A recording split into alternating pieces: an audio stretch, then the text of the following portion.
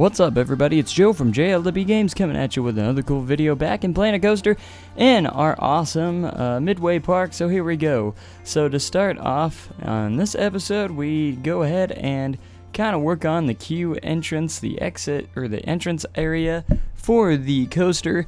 And while I go along, I'm still currently adjusting the coaster layout itself to make it as smooth as possible, to make it the best kind of coaster we possibly can. So this is going to be kind of like this little entrance building that we're going with here to try and cover up that ugly yellow archway most as we can. You know, I guess we're probably going to have those archways at least until the 23rd of August, the release of Alpha 3.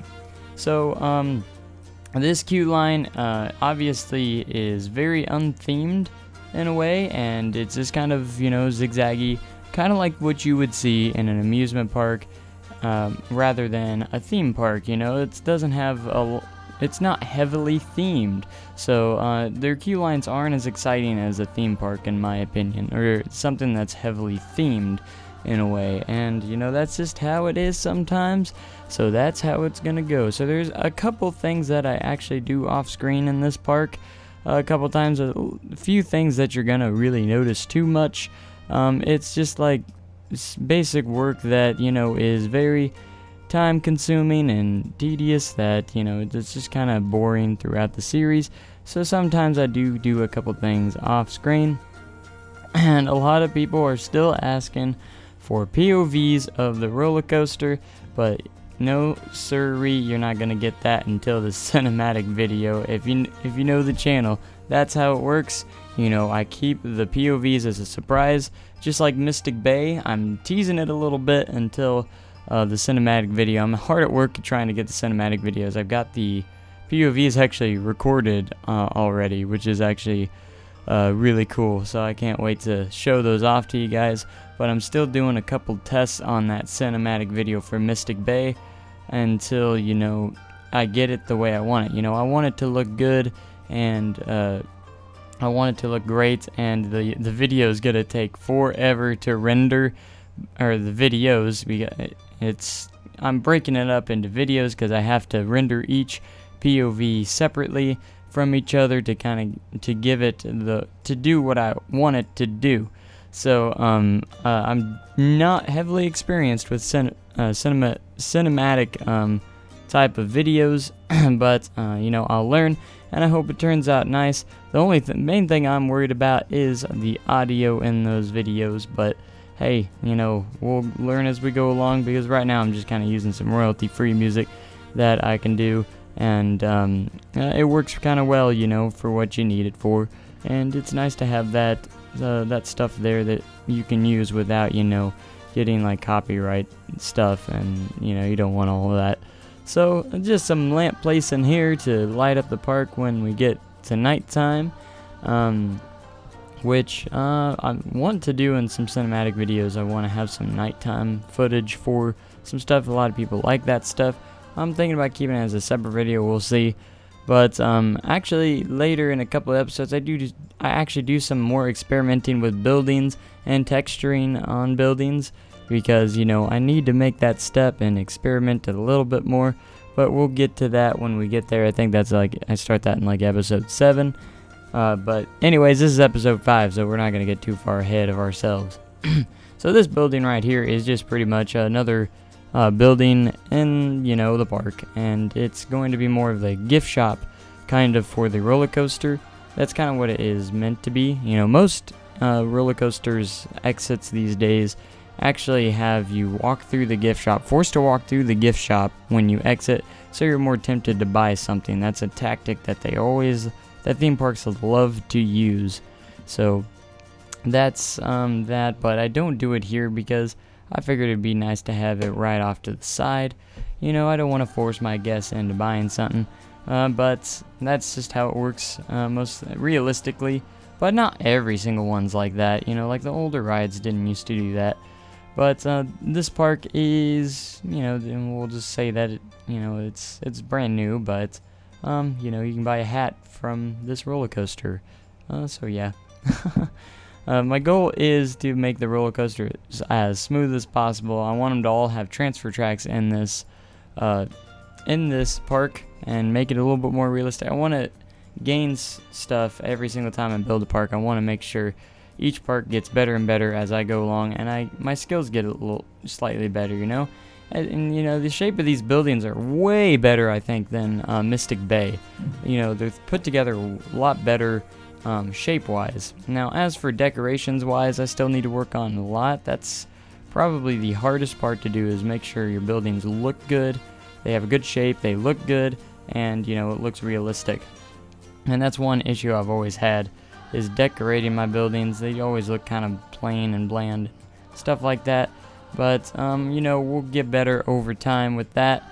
And you know, all you got to do is put some plants around it, some foliage around it, and it looks 10 times better. Am I right? And I know everyone's gonna comment, you know, go ahead and rotate your plants, you know, look better or look more realistic and stuff like that. Just be patient with me. There is episodes where I start doing more rotations and plants, but it just didn't start here until, because if you understand, I record these episodes way before I see your guys' comments, so that's one thing you gotta keep in mind. So I do hear you guys, but sometimes you don't see it in the next video. You see it like, you know, a couple videos down the road and stuff.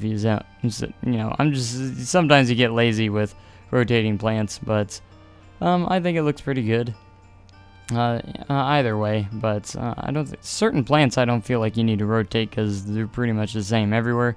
But for the most part, you know, I get what everyone says, you know, and I like listening to you guys. I really do. But let's get on with this, because there's a lot of, you know, foliage and plants in the middle of the pathways in this park, and that is no lie at all. But this park is turning out way better than I thought it was going to, and you know, we're just in the early stages of it. So in the future, the next coaster that's actually going to be going into the park after this one is actually going to be a dark ride, an indoor coaster that will probably have an outdoor part as well. I've been wanting to do an indoor coaster for a while now, and I've never done one in Planet Coaster, so it's probably going to be a little bit, you know, not the best, but I'm going to try my best, because it's my first one ever, and I can't wait to show that to you guys. So over here, what I wanted to accomplish over here is kind of make a little observation area for the coaster itself, and this is probably one of my most proud parts of path work that I've done. Even though it's very simple, you know, but you know, I've been placing these little plaza type things everywhere, but this one has a nice view of the little twist turn loop elements, which I can't think of that element for some reason, which I should know, because you know whatever the element is, you know, in the first inversion on like Gatekeeper, that's the kind of inversion it is on this one. And I have to adjust this so many times off screen. It's starting to get ridiculous that, you know, I'm almost thinking about adding a little bit more to this part of the ride, but we'll see when we get there. But it just goes through it a little bit too quickly, so I'm trying to figure out a way where it works. I think I end up making it a little bit taller off screen, and I did something off screen before, in between episodes of this one, I think, as well, to try and make it smooth it out a little bit. And I think in between 6 and 7 episode 6 and 7, that I actually make it a little bit taller, and it actually does turn out a little bit better. It doesn't go as fast through it, but we'll get to that. So one thing I also want to do, make sure in this park, is that it can be as realistic as possible.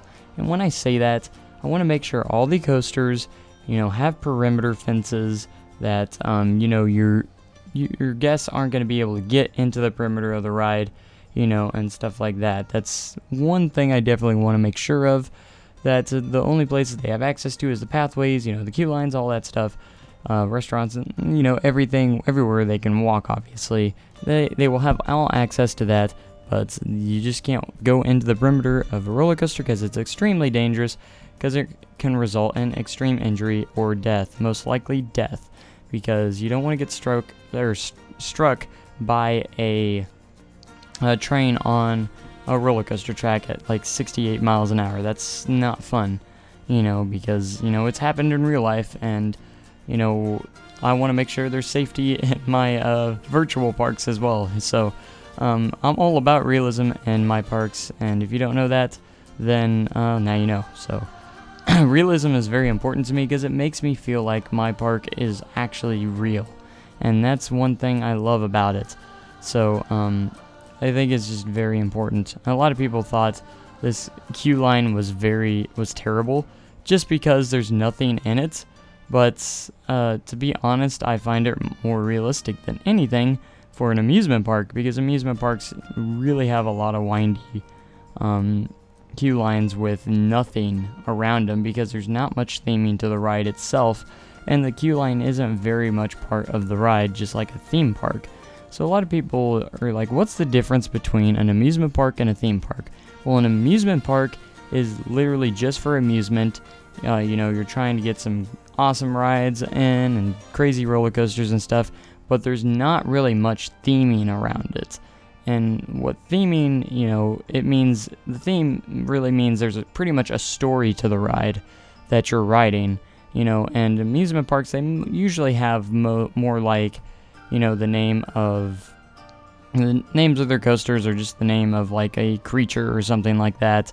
You know, there's always slight theming in rides, but in theme parks, they're heavily themed, if that makes sense.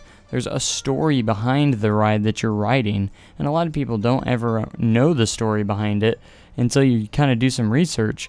You know, like, take, for a park, for instance, Silver Dollar City, all their roller coasters are heavily themed, and this is just the first one that comes off my head, is Silver Dollar City. So, you know, let's just take Outlaw Run, for instance. Outlaw Run has a great theme to it around stagecoach rides. So, Silver Dollar City is, Outlaw Run is on the outskirts of Silver Dollar City. It's on the outskirts of Silver Dollar City. It's the Western Missouri Stagecoach Company. They would take those stagecoaches out of Silver Dollar City really fast because they wanted to get away from the outlaws, and the area that the stagecoaches ran through was called Outlaw Run because there was so many outlaws out there taking possessions from, guests and stuff. So that's just like the very basis of that story. But there's a full storyline. You could like write a book about some of these rides. It's amazing what these themes are and like rides and stuff. And I want to make sure I create that in my theme parks.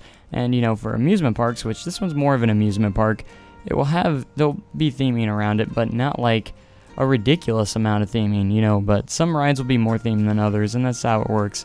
But I don't do much more in this video except these little planters and stuff. But anyways, that's about it for this video. If you liked it, make sure you like it, comment, let me know what you guys think so far, and I will see you guys next time. Thank you guys so much for watching. Have a great day and an even cooler tomorrow. Thanks and goodbye.